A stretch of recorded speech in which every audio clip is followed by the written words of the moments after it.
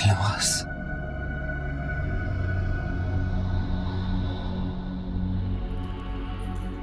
साहिब, तुम ठीक हो? ठीक हूँ, बस कह दो साहिब। तुम बिल्कुल फिक्र नहीं करो। मैंने सब सीख लिया कि जिन्नात को कैसे काबू में करते हैं। 40 दिन तक सूरज जिन पड़नी है, खाने पीने का परहेज, और मैंने ये भी सीख लिया कि आसार कैसे खींचा जाता है।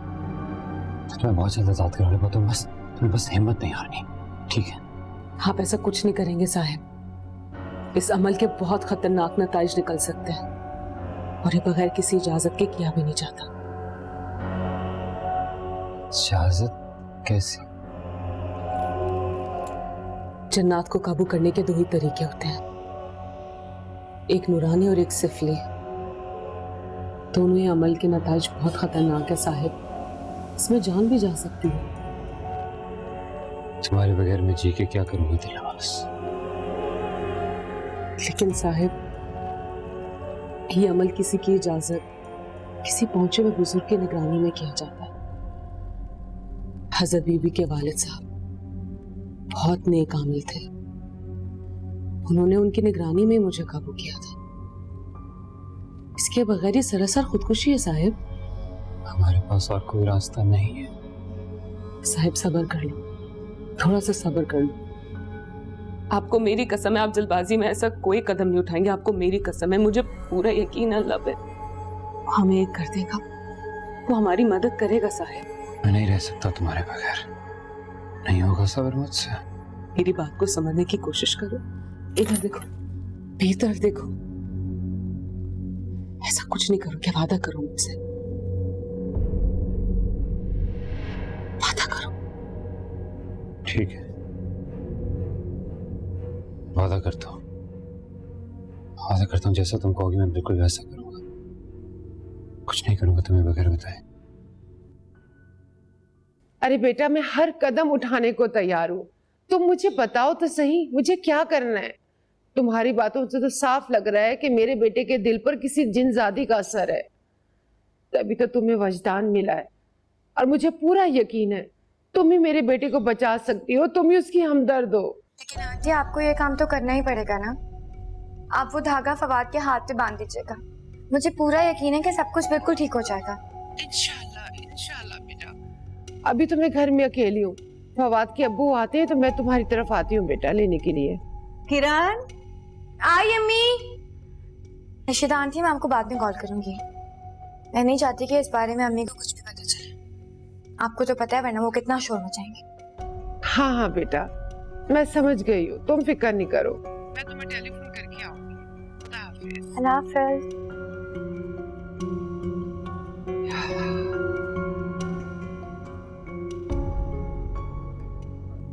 ठीक है, जैसा तुम कहोगी मैं बिल्कुल वैसा करूंगा। लेकिन दिलनवाज, सिर्फ अपनी इंफॉर्मेशन के लिए पूछ रहा हूँ कि सिफली अमल ज्यादा आसान होता है या नूरानी? नूरानी वजीफे के लिए दिल और दिमाग की तराहत बहुत जरूरी है, इसीलिए निस्बतन इसे मुश्किल वजीफा समझा जाता है साहिब। हाँ, सिफली तरीका बहुत आसान है, बहुत आसान। उससे जनाब के काबू में तो आ जाते हैं, लेकिन आमिल के अमल में से असर खत्म हो जाता है और फिर वो अपने सारे काम हम जिन्नात से करवाते हैं। जैसे कि हजरत बीबी, वो अपने सारे काम मेरे जरिए करवाती है। आई बड़ी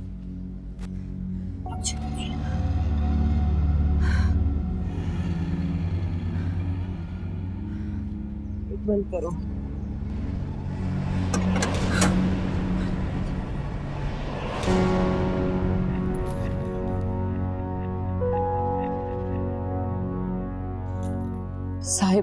साहिब, चले जाओ यहाँ से, खुदा के लिए चले जाओ। वो दोनों आ गए हैं, मेरे लिए बहुत मुश्किल हो जाएगी। उठो। नहीं दिलनवाज, मैं तुम्हें छोड़कर नहीं जाऊंगा, मैं उनसे नहीं डरता। साहिब, मैं कहती हूँ जाओ यहाँ से। नहीं,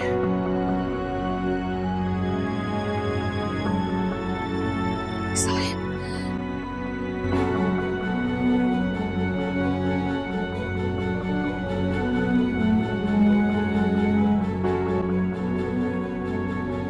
चलें, सीधा मेरे कमरे में चलें ताकि मैं आपका ख्याल सही से रख सकूं। ठीक है, लेकिन पहले मैं दिलनवाज को देख लें। क्या जरूरत है बड़ी, अभी आपकी इतनी तबीयत खराब है, उसके सामने नहीं।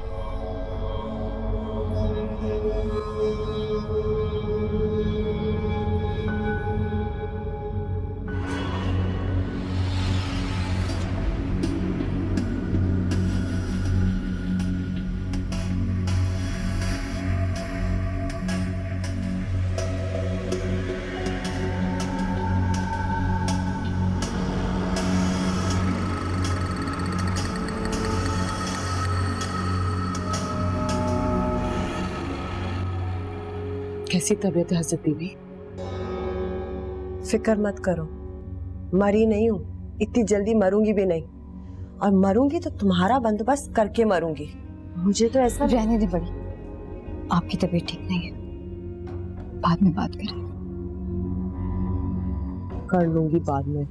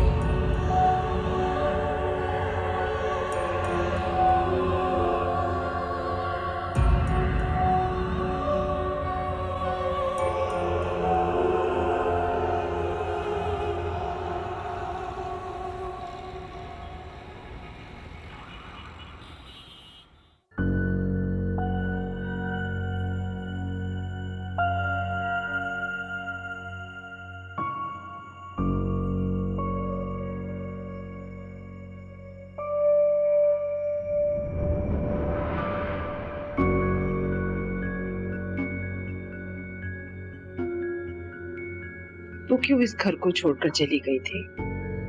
कितना सुकून है यहाँ, कितनी अपनाइयत है।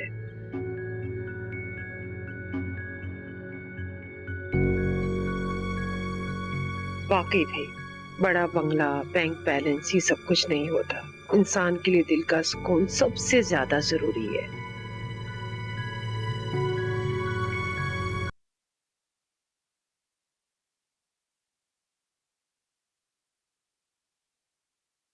हाँ हाँ, क्यों नहीं, जरूर जरूर, आपका अपना ही घर है। सौ बिस्मिल्लाह जी, आप करीबी हैं? अच्छा, मैं आ रही हूँ गेट खोलने। किरण जल्दी करो, उठो, तैयार हो जाओ। क्या हो गया अम्मी, कौन आ रहा है? नासिर की अम्मी का फोन था। वो माँ बेटा दोनों इधर हमारे महल्ले में किसी से मिलने आए हैं, कह रही थी कि क्यों ना आपसे भी मिलती चलूं, जल्दी करो। अम्मी जान, आपको पता है ना कल मेरा फाइनल एग्जाम है, मुझे बहुत सारा काम बस बको मत किरण, ये ज्यादा जरूरी है बेटा, मेहमानों के साथ ऐसा नहीं करते। और वैसे भी तुम फेल हो या पास, शादी तो तुम्हें करनी पड़ेगी, जल्दी करो। अम्मी क्या मुसीबत है यार, घर भी ऐसा पड़े, मुझे देखना है। तो नासिर की अम्मी को इसी वक्त आना था।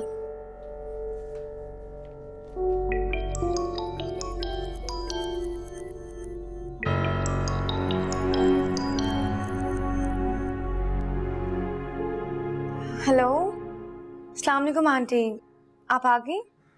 हाँ बेटा, मैं इस वक्त घर में हूँ, आ जाओ। नहीं आंटी, वो दरअसल इस वक्त मेरे घर पर। देखो बेटा, मेरे पास वक्त नहीं है, इनकार ना करना। मैं फवाद के अब्बा को बगैर बताए आ गई हूँ, और शाम होने वाली है, मुझे वापस भी जाना है। मैं लेने आ जाऊँ? नहीं, आप मत आए, मैं खुद आ रही हूँ आपके पास, ठीक है? बड़ी मेहरबानी बेटा, बस जल्दी से आ जाओ। Okay aunty.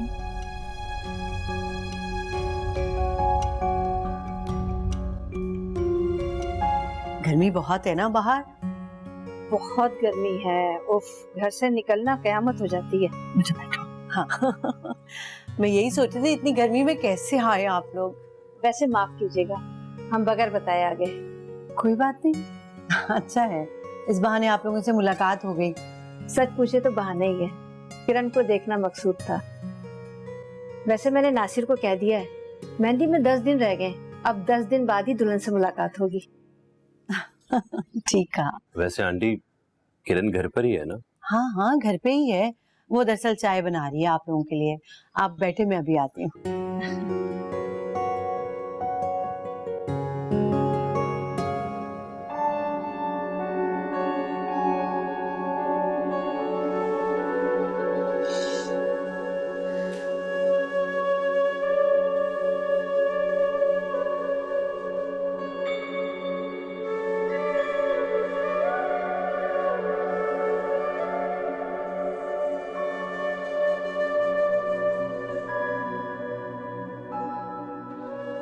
आंटी,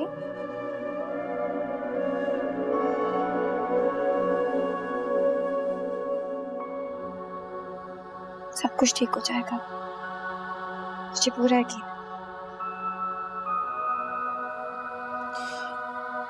मैंने तुम्हारे साथ कितनी ज्यादती की बेटा, और तुम फवाद के लिए इतना सब कुछ कर रही हो। ऐसे नहीं कहते हैं। मुझे माफ कर दो बेटा, और दिल से माफ करना बेटा, वरना मेरा अल्लाह भी मुझे माफ नहीं करेगा। संभालिए खुद को, ऐसी बातें करके। मैंने फवाद के साथ भी बहुत ज्यादती की, और तुम्हारे साथ भी,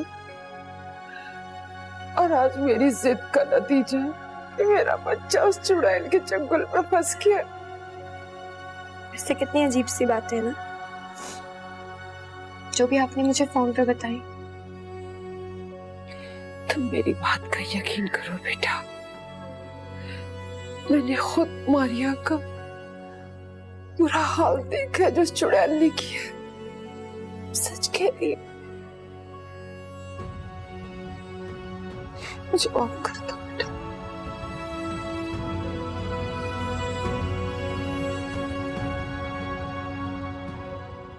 किरण, किरण, किरण जल्दी करो बेटा, अब वो लोग ज्यादा देर नहीं रुकेंगे सिर्फ तुमसे मिलने।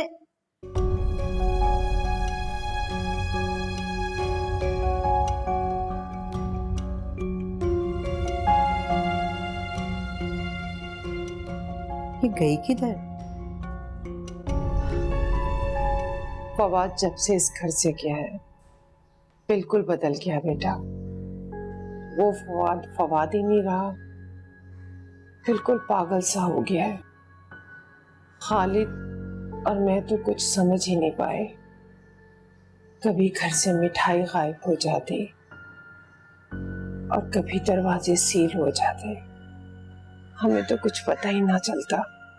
और फिर एक दिन मुझे फवाद ने खुद बताया कि बराबर वाले घर में उस चुड़ैल की शादी हुई थी, आलम आरा और जहां आरा के घर में। आलम आरा और जहां आरा? सुना है उनके पास कोई जिन है, लोग उनसे तावीज लेने के लिए आते हैं क्योंकि वो जिनों से काम करवाती हैं। तो आप मिली हैं इनसे? हाँ बेटा, मैं फवाद के लिए तावीज लेने जाती थी।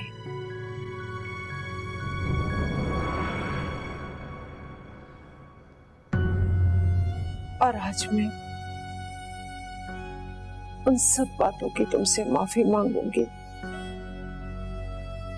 मैं इसलिए भी तावीज लेने जाती थी कि फवाद तुम्हें छोड़कर नई जिंदगी शुरू करे और मारिया से शादी कर ले।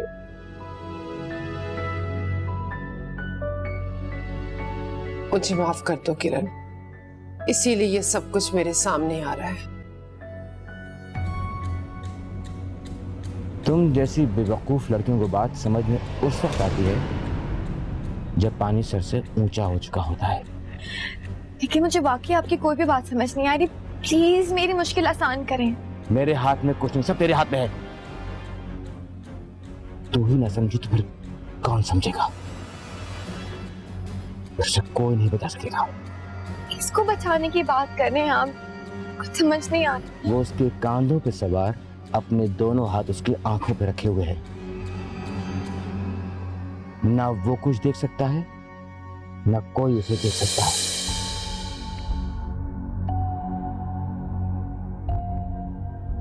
मैं बिल्कुल अकेली हो गई हूँ बेटा। खालिद तो मेरी बातों में ध्यान ही नहीं देते। आज तुमसे बात करके मेरा दिल हल्का हो गया। तुमने मेरी बातों का बुरा तो नहीं मनाया ना बेटा? तुम्हें तो खुद बाबा जी आए थे ना ख्वाब में। मुझे आपकी एक ही बात का भरोसा है। जो भी बातें आपने मुझे बताई है ना, वो बाबा मुझे पहले ही बता चुके थे। आंटी, फवाद पर वाकई किसी औरत जिन का साया है। अब क्या होगा बेटा? मेरे फवाद का क्या होगा?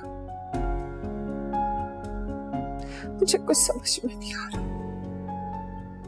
क्या करें हम? कैसे करें? बेटा अब तुम ही फवाद की कोई मदद करो।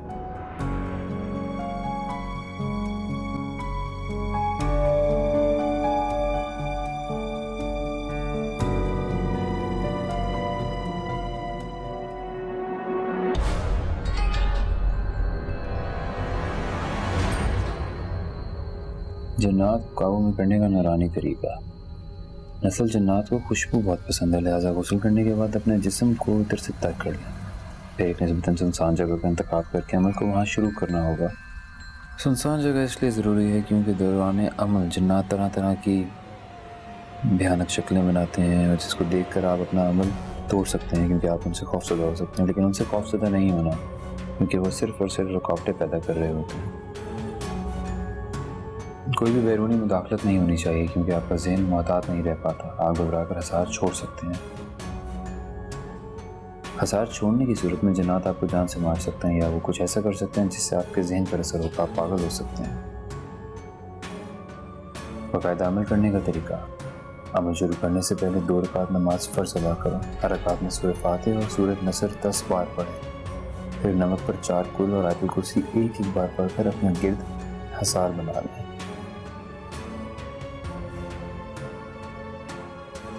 अमल देखने में तो इतना मुश्किल नहीं लग रहा, लेकिन आज रात 12 बजे ही शुरू करूंगा।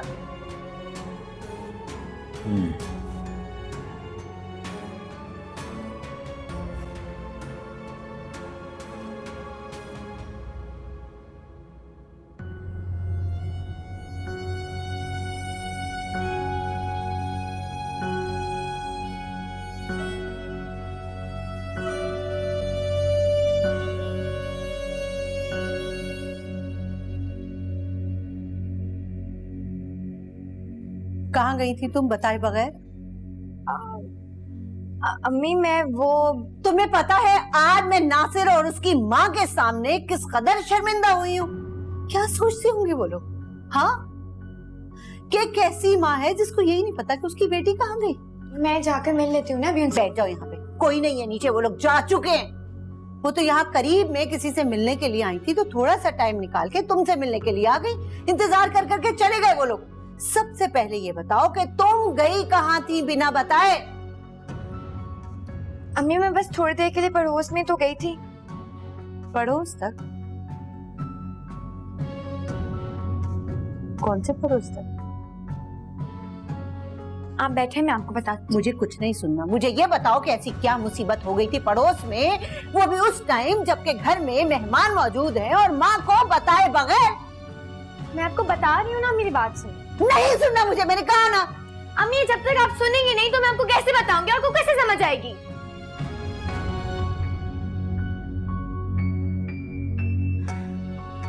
बैठे आप। कैसे समझाऊं मैं अम्मी आपको?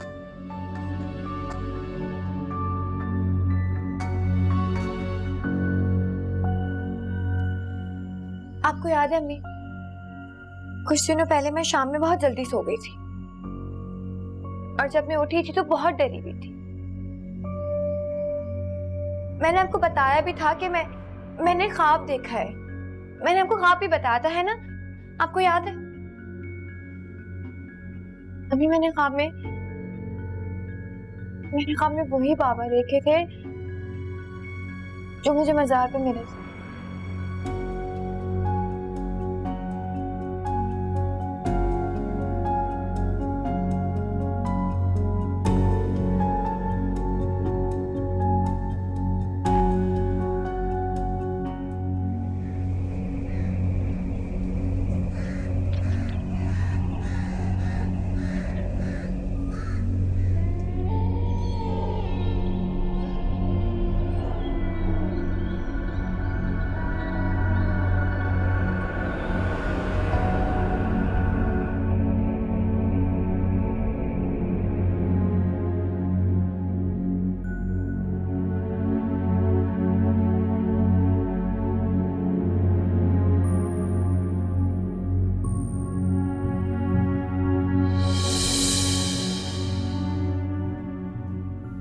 फवाद तो आजकल मुझसे ऐसे उखड़ा रहता है, सीधे मुंह मुझसे बात ही नहीं करता। अब मुझे ये समझ में नहीं आ रहा, तुमसे धागा तो ले लिया बेटा, उसके हाथ पे बांधूंगी कैसे? आप मुझे एक बात बताएं, जब फवाद ने आपको ये बताया कि उसकी शादी एक जन से हुई है, तो आपका क्या रिएक्शन था? मुझे कुछ समझ में नहीं आ रहा था, मेरा दिमाग तो बिल्कुल माउफ हो गया था। मैं तो यही समझी ना कि इसे पागलपन के दौरे पड़ रहे। और ये बात आपने उससे बोल दी? तो क्या करती बेटा? नहीं आंटी, आपको फवाद से बहुत तरीके से बात करनी चाहिए थी। मैं उसके नेचर को बहुत अच्छी तरीके से समझती हूँ। अगर उसे एक चीज के लिए मना कर दिया जाए ना, वो उस चीज से चिढ़ जाता है। आप मान लें, अगर वो कहता है ना कि दिलनवाज उसकी बीवी है, तो आप ये बात मान लें, बल्कि आप उससे कहें कि आप दिलनवाज से मिलना चाहती हैं। ये क्या कह रही हो बेटा तुम? मैं बिल्कुल ठीक कह रही हूँ आंटी, मुझ पर भरोसा रखें। मैं वैसे भी साइकोलॉजी पढ़ रही हूँ, इसलिए मैं पता है क्या होगा। फवाद आपसे अपनी बातें शेयर करेगा, अपनी प्रॉब्लम्स को डिस्कस करेगा और आहिस्ता आहिस्ता आपके बहुत करीब हो जाएगा। इससे ना आपको मौका मिल जाएगा कि आप ये धागा उसके हाथ पे बांध दें। सोच तो मैं भी ये रही हूँ बेटा कि जब वो रात को सोए तो उसके हाथ पे धागा बांध दूं, लेकिन वो आजकल कमरे का दरवाजा बंद करके सोता है। फिर भी जो तुम कह रही हो, मैं कोशिश करूंगी कि उस पर अमल करूं। अपना बहुत बहुत ख्याल रखिएगा। बहुत बहुत शुक्रिया बेटा तुम्हारा।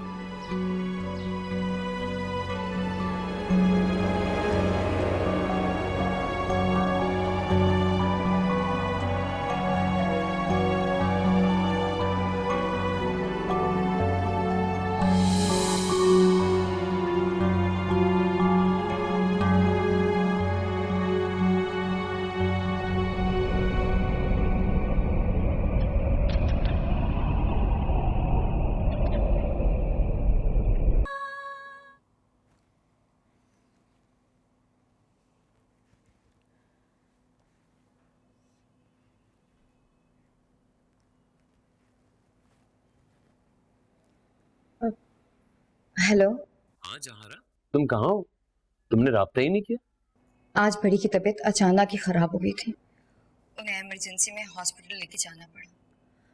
तौसीफ, हमारे पास टाइम बहुत कम है, हमें उन्हें जल्द से जल्द किसी अच्छे डॉक्टर को दिखा देना चाहिए।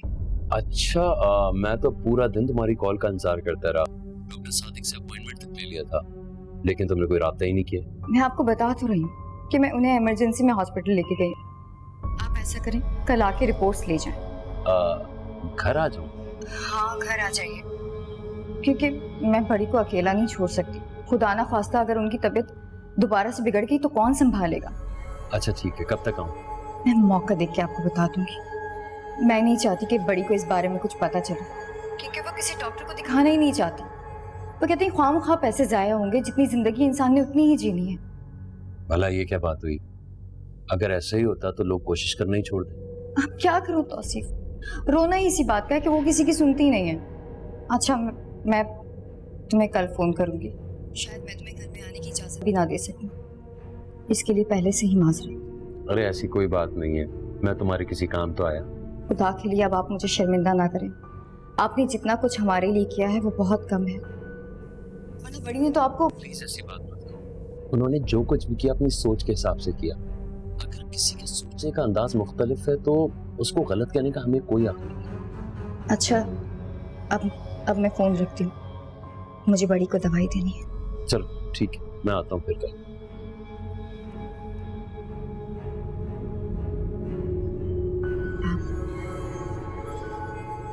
आप बड़ी को नहीं जानते तो उससे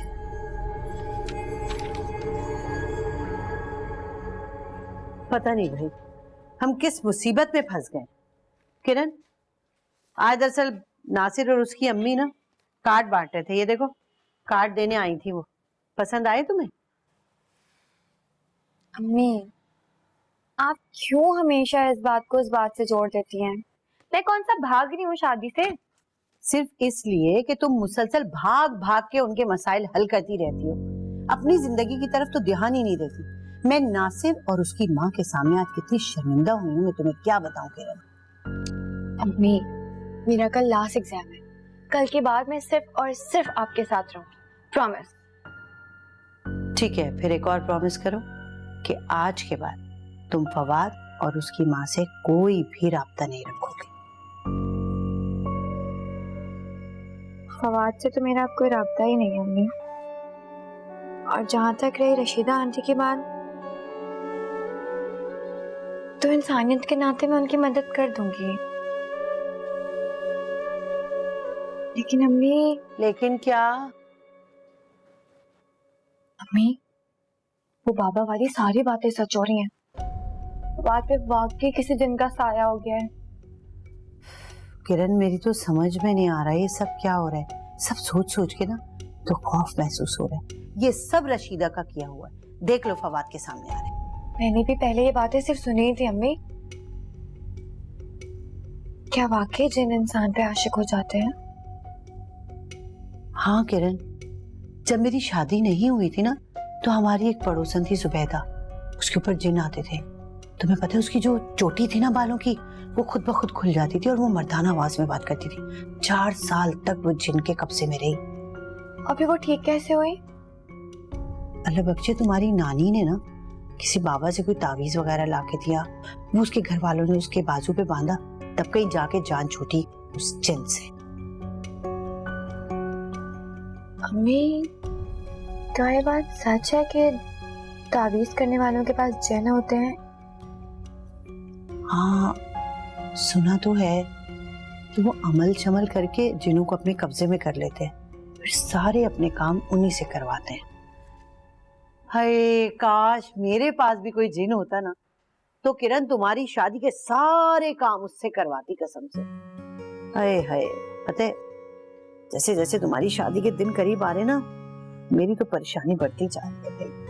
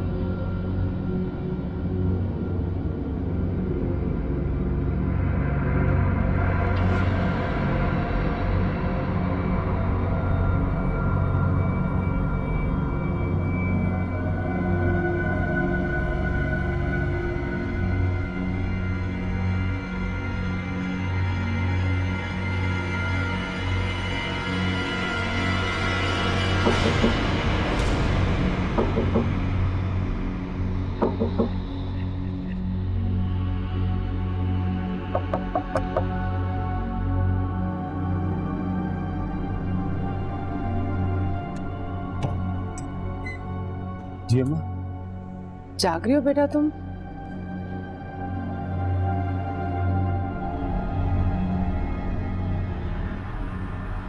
जी, नमाज पढ़ा था। अरे वाह, मेरा बेटा नमाज पढ़ रहा है। बहुत अच्छी बात है। नमाज पढ़ने से दिल को सुकून मिलता है और परेशानियां भी खत्म होती हैं। मैंने खाना लगाया था, सोचा तुम्हें बुला लाऊं। तुमने आवाज ही नहीं सुनी मेरी। नहीं, भूख नहीं है। मैं गया था नीचे, मैंने खा लिया था खाना। आप थी नहीं घर पे तो गर्म करके खुद ही खा लिया। अच्छा, चलो ठीक है, तुम आराम करो बेटा। जी।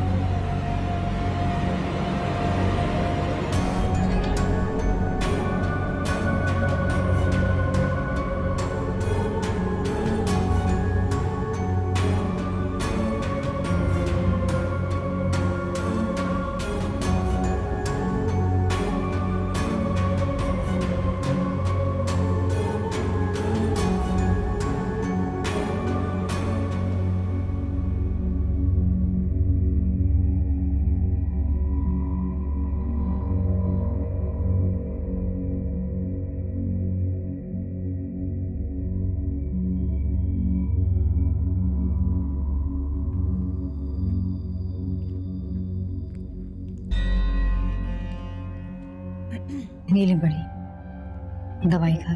वो कौन सी दवाई है जिससे लेते ही फौरन नींद आ जाती है? मेरे ख्याल से ये नीली वाली है। वो ना देना मुझे। आज तुम्हारे चिल्ले की पहली रात है, आज तो मैंने निगरानी करनी है ना तुम्हारी।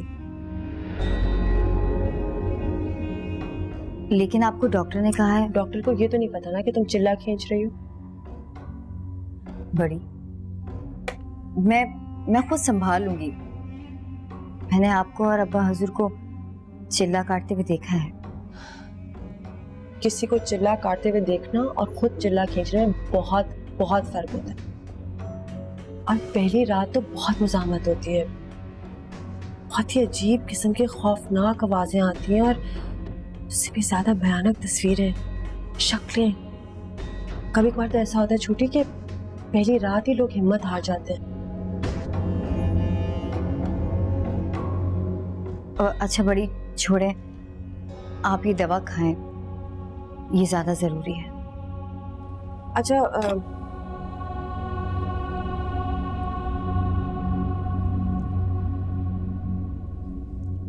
वो अलमारी से जरा लाल किताब लाना, वो जो पतली वाली है ना।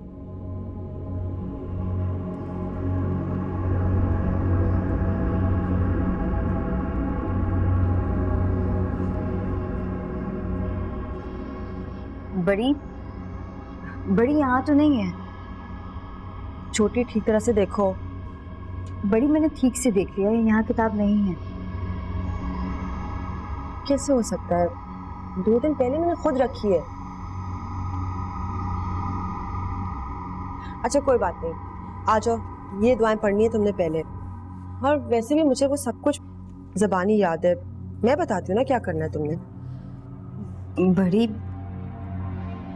दिलनवाज के सामने। हाँ ये तो बिल्कुल बेज़रर है। जंजीर की वजह से ये ना इसके कबीले वाले कोई मज़ामत ही नहीं कर सकता। वैसे भी ये तो सबसे बेहतरीन वक्त है अमल करने का, आसानी से हो जाएगा और 40 दिन के बाद ये तुम्हारी गुलाम हो जाएगी। हजरत बीबी ठीक कह रही है, हमारी तरफ से कोई मजम्मत नहीं करेगा, क्योंकि मैं तो आपकी गुलाम हूं ना। और जब आलिम अपनी मर्जी से अपने मौकिल को किसी को सौंपता है तो उसके नए मालिक के लिए चिल्ला काटना आसान हो जाता है।